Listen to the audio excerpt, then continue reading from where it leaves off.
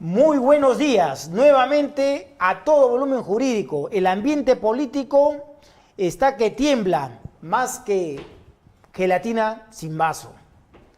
Hoy vamos a tratar acá el tema detención preliminar, prisión preventiva y tutela de derecho.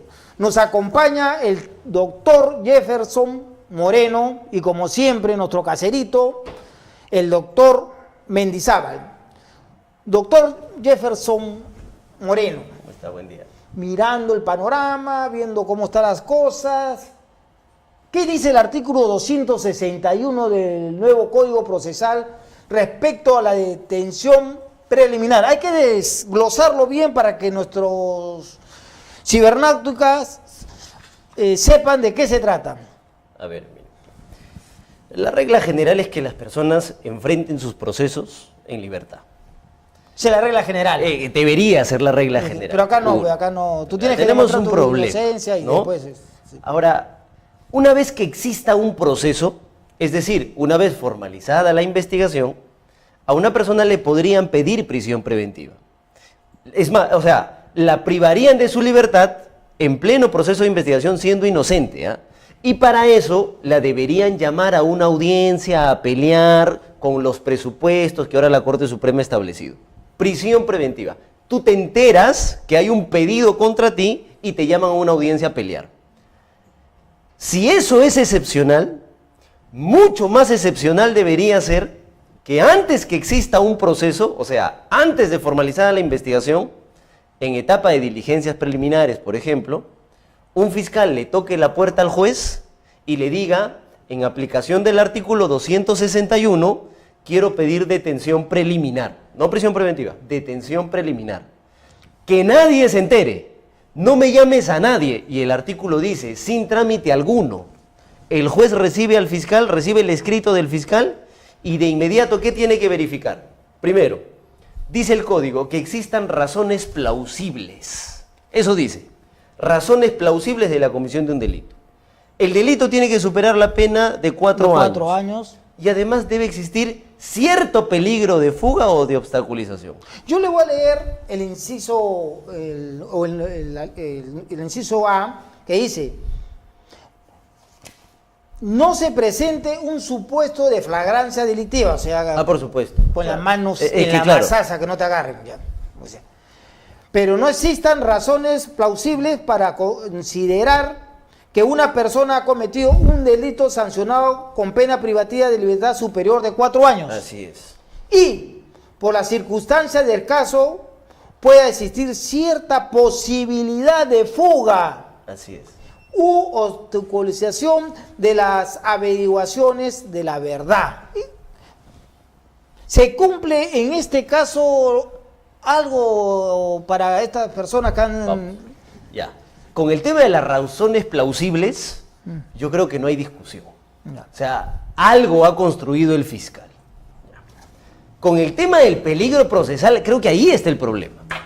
Porque la resolución... ¿Peligro de fuga? Solamente sustenta peligro de fuga. No sustenta peligro de obstaculización, ¿ah? Solo dice hay fuga. A ver, ¿por qué dice que hay fuga?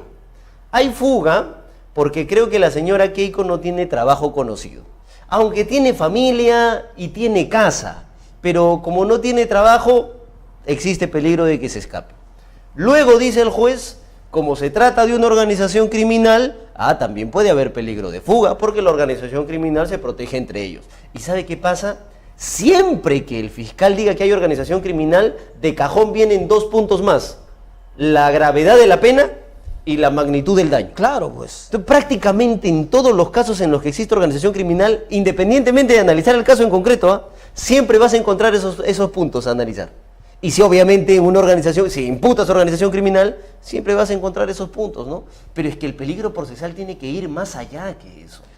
Por ejemplo, es a nivel internacional el peligro procesal, que se basa en las demás leyes internacionales, que tiene que haber peligro procesal, peligro de fuga y peligro que el imputado pueda obstaculizar las investigaciones. Pero acá en el Perú no se demuestra. Así es, doctor.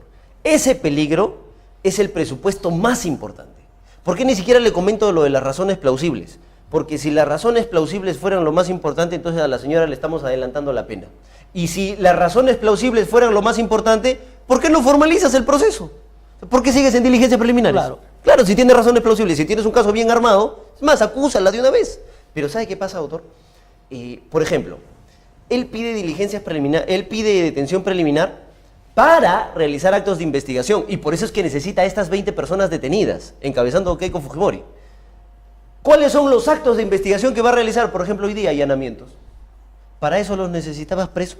No. Los agarrabas por sorpresa, Claro, porque ya lo mismo. lo tienes y ahí mismo sacan las evidencias, los indicios Así o las pruebas que tienen en sus hogares y los esconden. Así es. O sea, los has alertado. Claro. Entonces, Ese es un problema. a ver, doctor Mendizábal, dice, respecto a los plazos de la detención preliminar, dice que hay 72 horas. 3 días.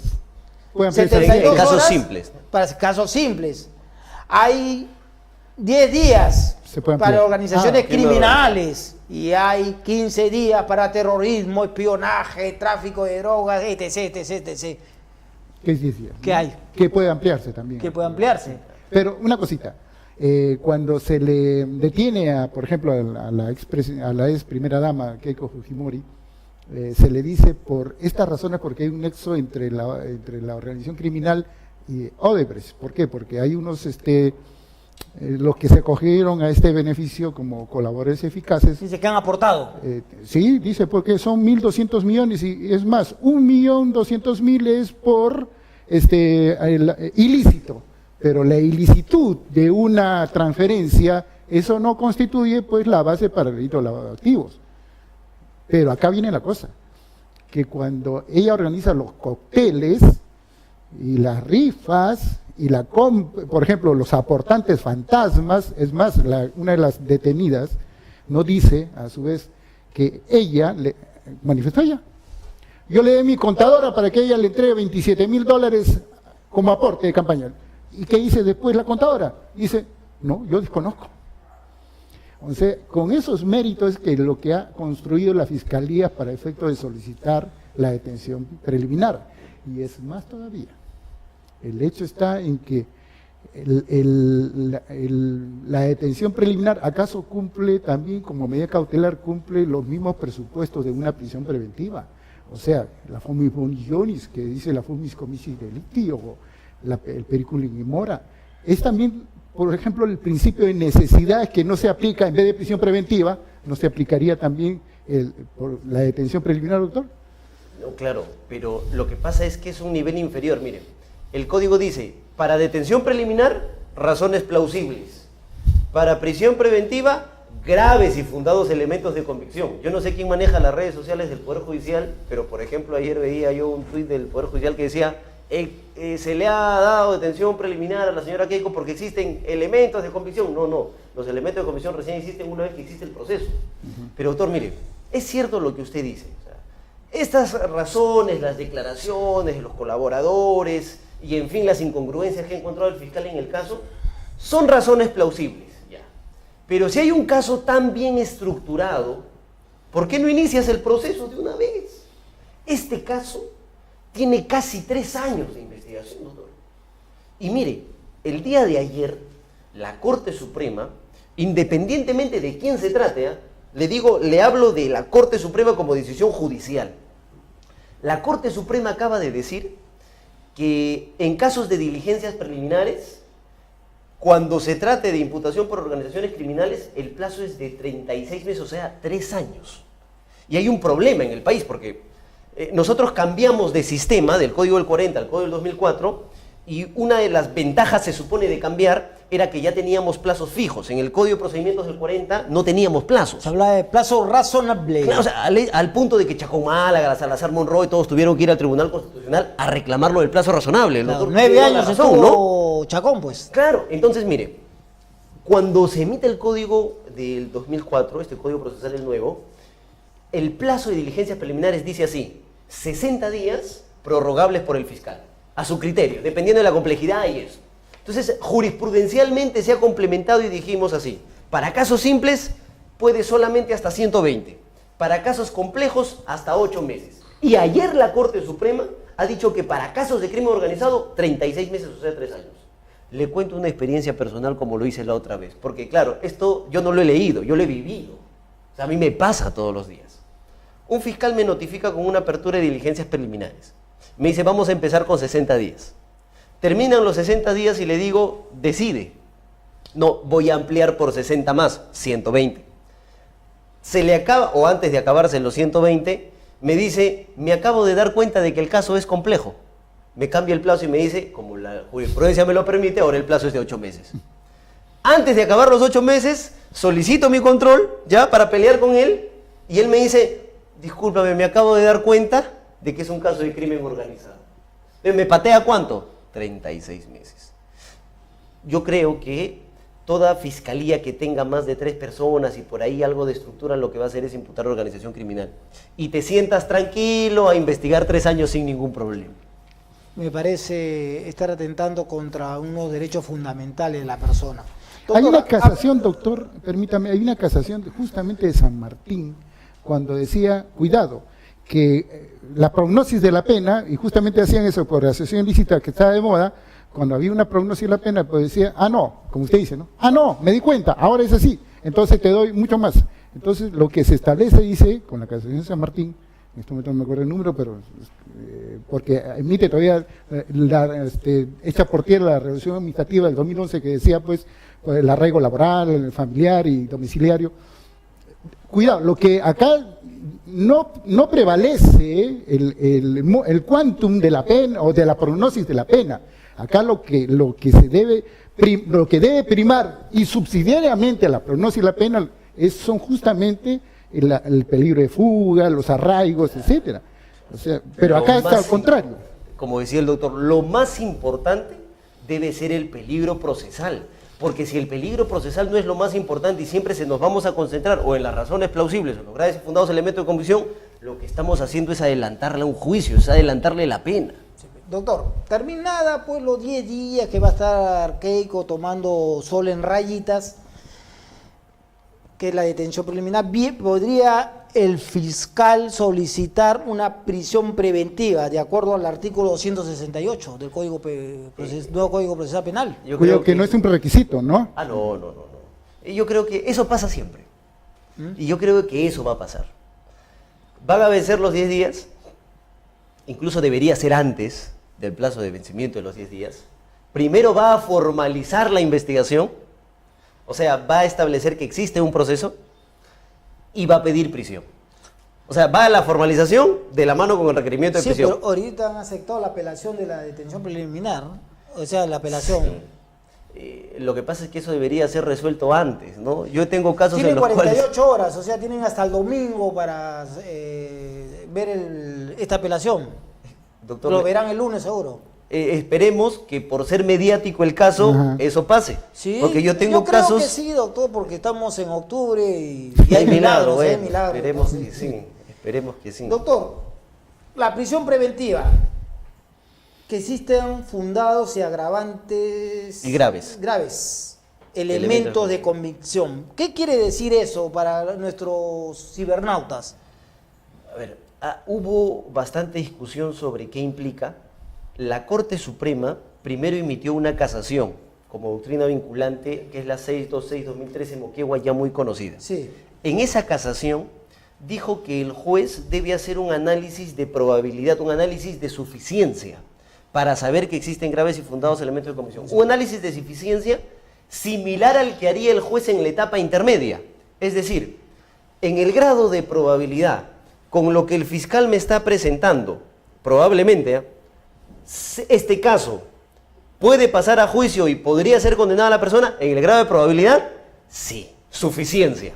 Si es que pasas ese test de suficiencia, entonces existen graves y fundados elementos de convicción. Doctor, que sea superior a 4 años, pero todos estos delitos son superior a 4 años. Y es más, siempre te van a poner organización ilícita para que supere los 4 años. Peligro de fuga.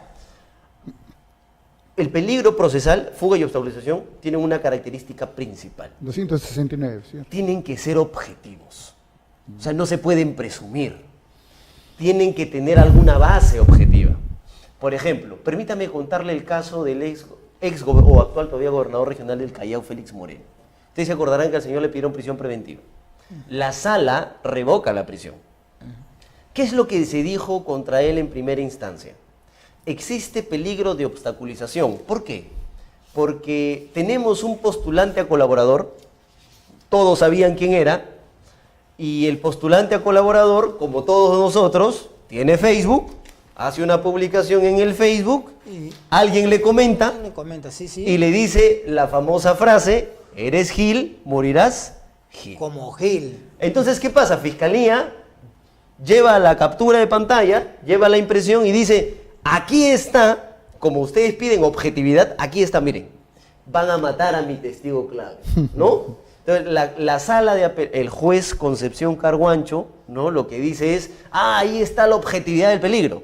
La sala corrige y dice, no, el peligro procesal tiene que ser objetivo al extremo de no solamente determinar un hecho, sino también de vincular a esa persona con ese hecho. El peligro procesal netamente tiene que ser objetivo, ¿no es cierto? Puramente objetivo.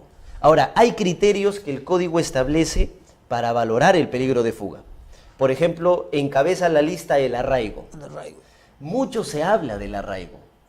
Es más, se han creado conceptos adicionales a lo del arraigo. Ahora ya no solamente se habla de arraigo, sino se habla de arraigo de calidad. Y no se sabe qué es arraigo de calidad en realidad. Pero en principio, lo que la Sala Nacional ha establecido como arraigo de calidad es que es aquel sobre el cual no se encuentra objeción. En el caso, tenemos un arraigo familiar, se tienen hijos, se tiene esposo, ¿no? Propiedades. Arraigo de casas, bienes. E incluso la Corte Suprema ha dicho que el tener deudas también es arraigo. La Corte Suprema además ha establecido la definición del arraigo. Arraigo es lo siguiente, estar vinculado o a algo o a alguien. Pero si le pongo impedimento de salida...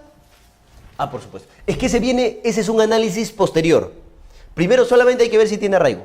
Porque luego del peligro procesal, la Corte Suprema, jurisprudencialmente, eso no está en el código, ha establecido que después del peligro procesal debe pelearse la proporcionalidad de la medida. Y en la proporcionalidad, uno de los subprincipios es la necesidad. Y esa necesidad exige que el juez tenga que analizar del sistema procesal, de todas las medidas que existen. ¿Por qué la prisión? ¿Por qué no el impedimento de salir del país? Doctor Mendizábal, boicotear la investigación, la objetividad, ¿cómo debe ser? O sea, en el artículo 268 dice peligro de obstaculización de las investigaciones. ¿Cómo voy a boicotear? ¿Cómo podría el fiscal demostrar que Pedrito Alimaña va a boicotear la investigación? Pero ¿cómo podría demostrarlo si a fin de cuentas, como nos está diciendo el doctor Moreno, sobre este caso tan trascendente? Tiene que ser objetivo ese. Sí, pero ¿cómo? Si no, ya estaría denunciado, hasta sentenciando, pues, y lo estoy probando. O sea, yo he visto, doctor, que las audiencias de prisión preventiva se convierten en juicio, orales. Se ven pruebas, está demostrado que fulanito de tal hizo esto, está demostrado que hizo lo otro, hizo todo. Entonces mejor que lo sentencien ahí en ese mismo día y lo manden a la cárcel. Sí. Porque se están valorando pruebas y sabemos, los que hemos estudiado un poquito de derecho o hemos pasado por una universidad por la acera de al lado, que para nosotros poder valorar una prueba o querer imputar algo, no podemos decir, pues, está demostrado, está esto, y sabemos que en el juicio oral recién se valora la prueba. Y acá en el nuevo Código Procesal Penal hay una etapa intermedia donde van a decir, este es indicio, este es evidencia y este es prueba. Esto vale, esto no vale, y pasan al juicio oral. Entonces, ¿qué hacen los jueces de la investigación preparatoria? Ya dictaminan, ya te condenaron, está demostrado, está de esto, y por eso te meto prisión preventiva 6 meses, 8 meses, 12 meses. Y si fuera por estos jueces, te meten 2 años, 3 años, 4 años, 5 años. Parece entonces, ¿qué hacer? ¿Cómo regularizar? Parece que le se ha erró parte de distorsionado la misma fiscalía, el representante del Ministerio Público, porque se pone a llevar pruebas. a llevar pruebas cuando no solamente se ven los presupuestos pertinentes en ese momento. Nada más, que tiene que demostrar que no hay fuga, que tiene que demostrar que no hay posibilidad de que este señor pueda obstaculizar las investigaciones. Pero La casación 6.321, justamente el que le está comentando César Martín del 2015, justamente habla de estos parámetros que no se pueden soliviantar. Más bien quería hacerle la pregunta al doctor Moreno, porque acá, la verdad que acá me cabe dudas en cuanto al numeral 3 de ese peligro de fuga del 269, cuando dice, el 4, la magnitud del daño causado y la ausencia de una actitud voluntaria del imputado para repararlo, para calificar el peligro de fuga, cuando dice. Es un criterio. Pero ¿y cómo objetivizarlo eso? O sea, ¿repararlo cómo? Si yo digo que yo no soy culpable, hombre, ¿a mí por qué me pues si estamos en una investigación, ¿Cómo todavía no me han condenado. Hay varios problemas, y usted tiene toda la razón, doctor. Yo recuerdo, me parece que se lo comenté en algún momento, yo tuve una audiencia de prisión recién, en un caso donde se imputaba organización criminal, y la audiencia de prisión se convirtió en una sala de casa, parecía un día domingo, porque nos pusimos a ver un reportaje Panorama. O sea, el fiscal había ofrecido un reportaje donde Panorama investigaba los hechos que él presentaba. Luego de terminar con Panorama nos pusimos a ver a Beto Ortiz un ratito. Entonces, parecía un día domingo. Y claro, la idea es que en una audiencia de prisión no se actúe en pruebas. Pero bueno, ahora, sobre ese tema, autor, qué interesante pregunta. Dice el código, magnitud del daño, una cosa, y la voluntad de repararlo, otra cosa. Siempre se entendía, generalmente, antes de la casación 626-2013 de Moquegua, que la magnitud del daño es esa afectación que le hacemos a la sociedad, ¿no? Con la comisión del delito. Y la voluntad de repararlo sería, pues, oye, el pago, por ejemplo, de una reparación civil. Pero hay un problema, porque, como dice el doctor, ¿qué reparación civil puedo pagar si ni siquiera hay constituido un actor civil, si ni siquiera se sabe cuánto es la reparación civil, si ni siquiera se sabe si soy yo el que debe pagar esa reparación civil? La Corte Suprema ha intentado solucionar ese problema en la casación 626-2013 en Moquegua. Yo creo que nadie lo ha leído, porque dice, por ejemplo, sobre magnitud del daño no se debe entender, así dice, no se debe entender que implica una afectación a la sociedad. Lo dice literal la Corte Suprema. Y sobre la voluntad de repararlo, no tiene absolutamente nada que ver con reparaciones civiles, porque si no, porque eso le corresponde a la acción civil y eso tiene sus propias medidas. Doctor, principios rectores de la prisión preventiva, principio de legalidad. Obviamente tiene que estar en la ley, ¿no? Tenemos que cumplir los presupuestos que la ley establece. ¿Se cumple o no se cumple? Hay un debate, ya es un tema de interpretación, ¿no? A cada caso en concreto. El principio de presunción de inocencia, ¿se cumple o no se cumple? Hay una frase que a mí me gusta mucho del profesor Bovino, es un profesor argentino. Él dice lo siguiente: para meter presa a una persona, yo debo tener certeza de su culpabilidad. Esa es la regla.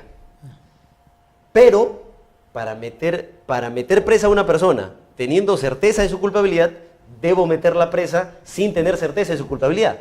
Eso es la prisión preventiva, pues finalmente, ¿cierto? Claro. Entonces, obviamente es una lesión a la presunción de inocencia. Algunos dicen que no, porque solo se hace en el grado de probabilidad, pues no, ya veremos después, pero obviamente es una afectación, ¿no? Principio de necesidad.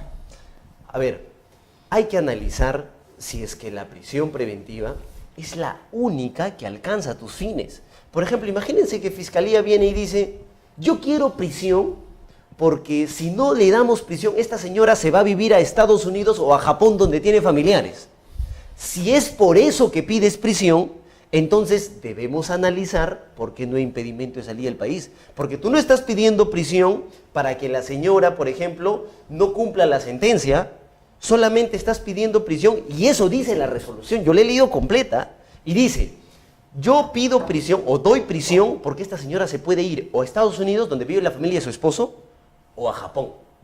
El impedimento de salir del país tranquilamente soluciona ese problema. Y si a eso le sumas que la señora ha participado en todas las diligencias de ahí, la y justo la han detenido cuando estaba haciendo una diligencia. Y encima le pones la trampita de llamarla a declarar y en la puerta la detienes, o sea. Por eso subsidiarlo. A mí me preocupa, por ejemplo, que eso le pase a cualquier ciudadano, ¿no?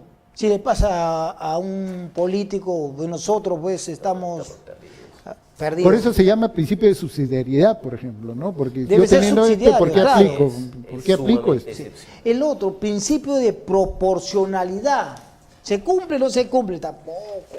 La Corte Suprema, jurisprudencialmente, ustedes van a encontrar en el código que solamente 3 cosas se deben pelear: graves y fundados elementos de convicción, pronóstico de la pena y peligro procesal. Solo eso se debe pelear en una audiencia de prisión.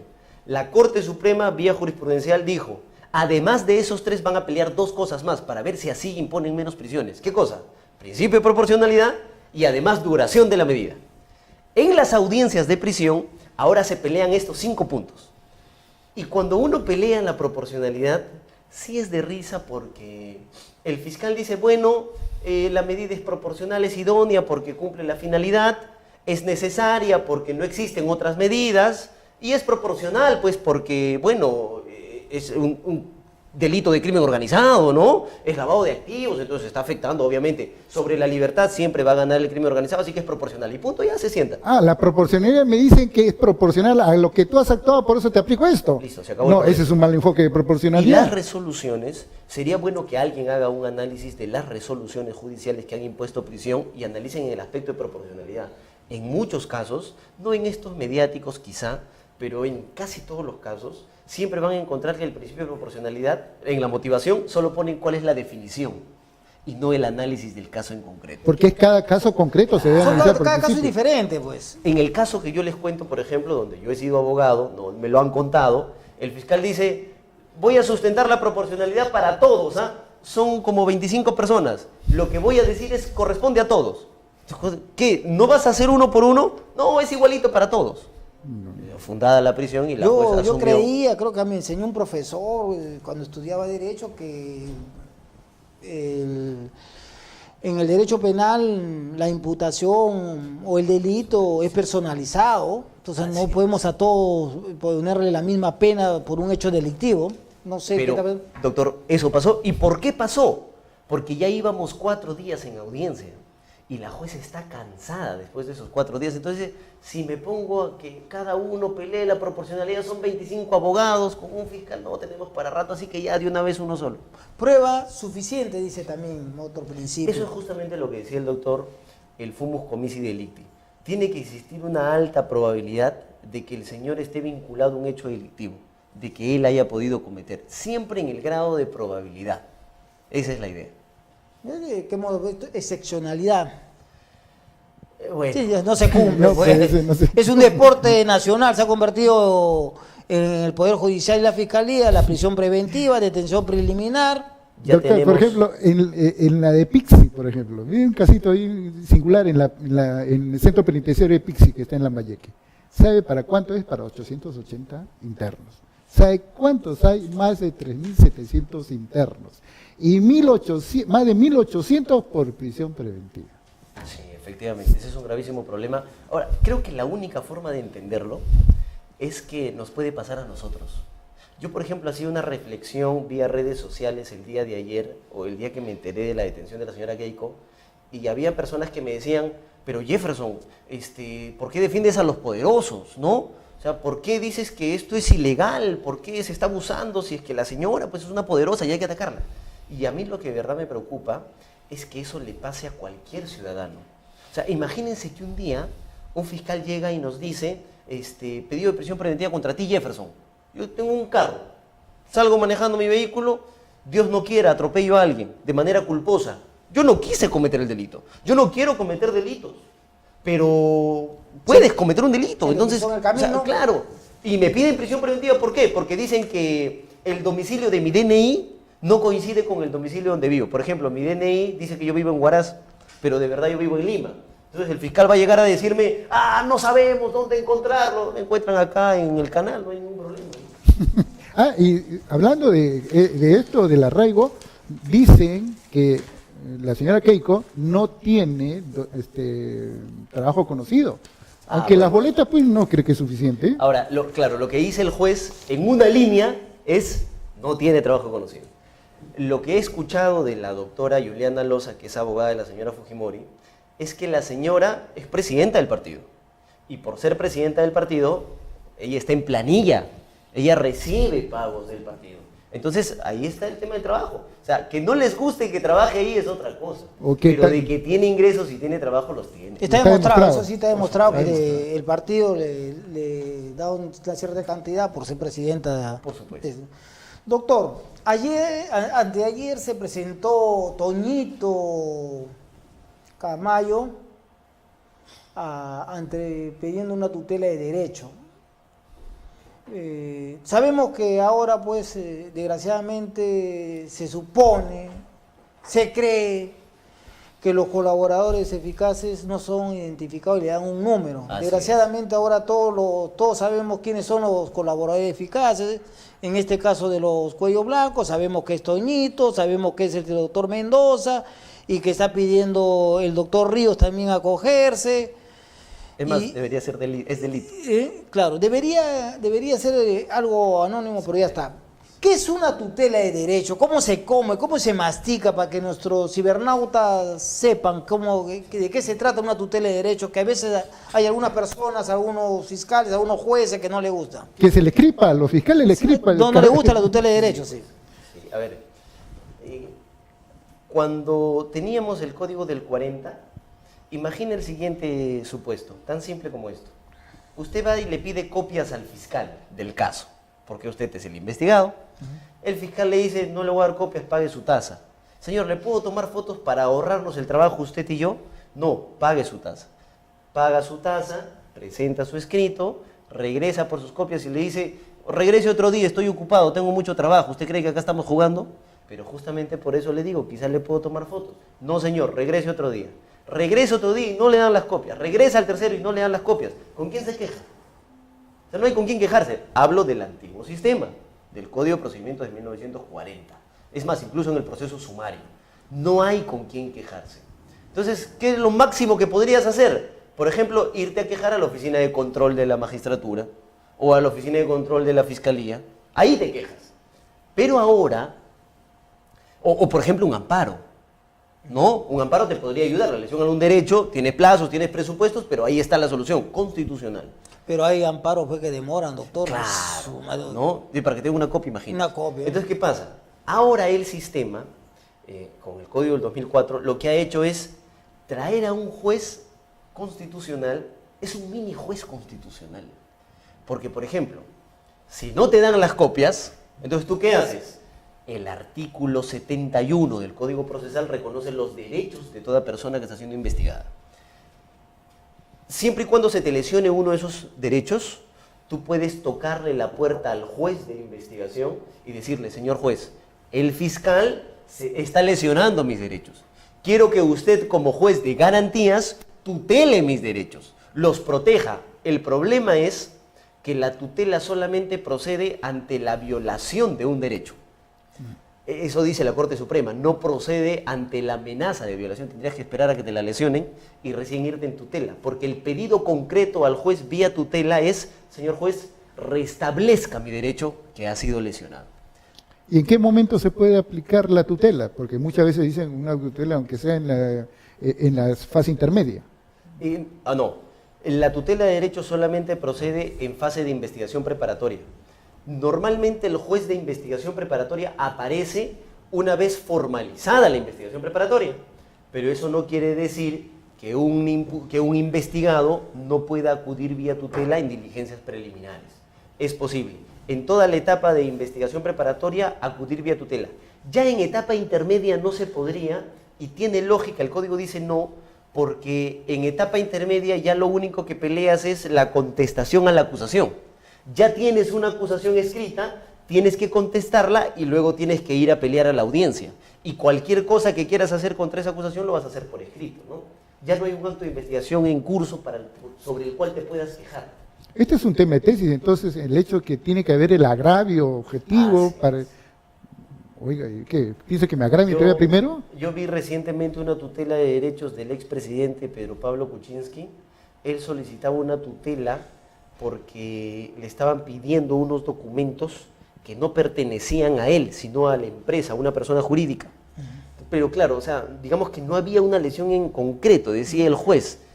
te están amenazando con lesionar algún derecho, ¿no? Porque el derecho que alegaba, me parece, era la garantía de defensa eficaz en el tiempo y medios. Entonces el juez dice, no hay una violación concreta al derecho, no puedo declarar fundada esta tutela, incluso la declaró improcedente. Otra cosa que nos preocupa, me dan prisión preventiva a 36, después piden una ampliación a 72 meses. Y después de 72 meses, muy suelto de hueso, el juez dice, no hay prueba suficiente, el señor Antonio Ramírez, acusado por fuera, libre. O sea, me metieron a Canadá 72 meses. Estuve privado de mi libertad, no estuve con mi familia, mis negocios se fueron a la quiebra, mis amigos me abandonaron. Y entonces el juez, muy suelto, le vamos a dar su libertad porque no hay prueba, no hay nada. Y como dice el poeta Acuña, cada uno que se rasque con su propia uña, me ensarté. ¿Qué puedo hacer yo en este caso? Doctor, eso pasa siempre, siempre. No le puedo yo en la mayoría de agarrar los al casos. Estado, demandar No hay una reparación. Lo que pasa es que esa decisión se tomó como parte de un debate judicial, ¿no? Estuviste abogado, estuvo la fiscalía y en su momento se entendía que cumplían con los requisitos que establece el código para imponer prisión, no para condenar. Me dicen que en Chile los fiscales que pierden los procesos le quitan el 30% o el 40% de sus saberes durante un año. Qué bueno, qué interesante. Yo creo que deberíamos implementar eso para que los procesos que vayan a juicio estén bien sustentados, para evitar la carga procesal. Sí. Es más, doctor, mire, siempre se pide prisión y se dice, este plazo de prisión va a servir para que la persona sea investigada y al mismo tiempo sea juzgada. O sea, termina la investigación y la llevamos a juicio y la condenamos. Para eso sirve. Y hay una cuestión ilógica ahí, porque si tú pides prisión, es porque se supone que tienes ya dice el código, graves y fundados elementos de convicción, ¿no?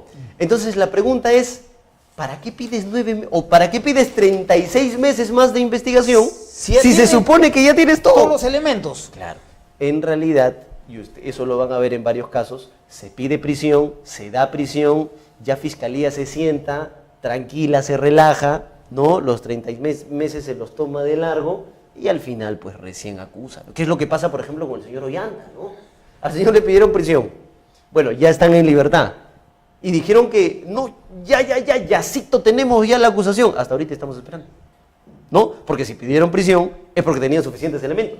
Y si tienen suficientes elementos es que en el grado de probabilidad ya los pueden acusar. Yo creo que acá hay muchos fiscales figuretes, le digo, que le gustan las cámaras, que le gusta salir en medios, quieren su momento de fama, todititos, y acusan, ya me piden prisión preventiva, sin tener los elementos necesarios para imputar a una persona. Entonces, es el momento de acabar con esto. O sea, el Congreso debería agarrar, le digo, ya modificar algunas reformas, hacer algunas reformas constitucionales, y fiscal que pierda caso, que sea destituido o que se le dé una multa para reparar el daño que ha hecho a la persona, por llevarla a un juicio que no tenía los suficientes elementos de convicción para meterlo preso. Entonces, es el momento de parar esto. Estamos viviendo algo que al final, como usted dice, me puede suceder a mí, a usted, al doctor y a cualquier persona. El otro caso que me llama la atención, hoy día están allanando la casa de Yoshiyama. Pero todos sabemos que Yoshiyama dice para buscarlo en su casa, pero si está, ya saben que está, que está en Estados Unidos, que está todo... Sí. Y hace 2 meses, 3 meses le allanaron su casa. Sí. Como yo le decía, ya le pusieron en alerta a todos estos personajes que después de esta detención preliminar podría haber los allanamientos. Entonces toda la gente, si tienen algún elemento que lo pueda comprometer en un delito, lo saca. Inmediato. Yo creo que el fiscal ahí se fue. Pareciera más un show mediático. Un show mediático, yo creo. Pero, doctor, pero tiene razón lo que dice, pero no depende tanto del fiscal. Mire que Es del juez. el sistema ha puesto un juez de investigación, ¿no? Pero- Porque finalmente el fiscal lo que hace es pedir. Ante ayer se corría la versión esto. El Chávarri iban a ver en la subcomisión constitucional del Congreso, iban a ver el caso del doctor Chávarri. Y decían que el doctor Chávarri pues era fujimorista, también dicen que es aprista. No lo creo ahorita. ¿Ya? Decían, todos decían. Y una forma de que el fujimorismo le quite apoyo era metiendo a Keiko. Pero no ha resultado. No, pues, no. No ha resultado. Entonces ha agarrado y estamos viendo que después de tantos años tenemos un juez independiente, un fiscal independiente, un fiscal de la nación independiente y que está defendiendo sus fueros. Los mismos fiscales que están en los casos están diciendo, mira, yo no tengo injerencia como había antes. Nadie me dice que no toque fulanito. El mismo fiscal Domingo Pérez dijo que cuando fue y le dijo al señor Pablo Sánchez, le dijo, mire, he allanado la casa de Fuerza Popular y Local. Y le dijo, has chocado con gente fuerte, ten cuidado, que esto. Entonces, acá no está habiendo ninguna injerencia. El fiscal está dejando que todos trabajen libremente y hay una campaña. Yo creo que acá, doctor, miren, no soy pitonizo, acá va a venir una bomba de tiempo con el caso Lavajato, porque Lavajato no se ha investigado como se debe haberse investigado, como se está investigando ahora. El caso Chinchero también se está investigando, OAS también. Entonces hay mucha gente, muchos empresarios, muchos políticos Asustado. que están asustados y lo quieren fuera de la Fiscalía de la Nación a Chávarri.